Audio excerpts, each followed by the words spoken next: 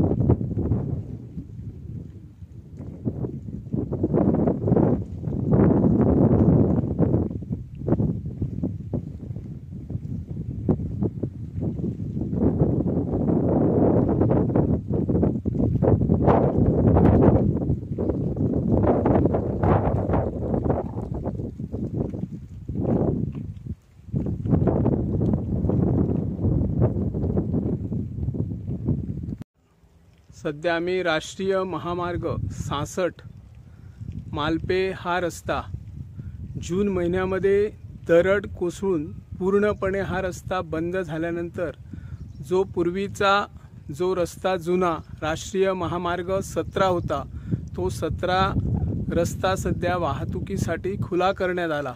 परंतु तो रस्ता धोकादायक स्थितीत असल्यामुळे त्या ठिकाणी वाहने चालवताना जीव मुठीत घेऊन वाहने चालवावी लागतात।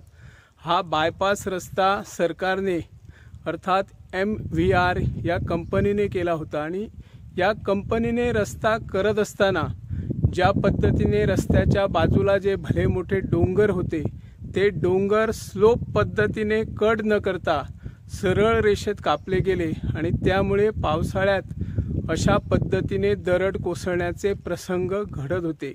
गेल्या वर्षी या ठिकाणी प्रथमच दरड कोसळून हा रस्ता पूर्णपणे बंद झाला होता।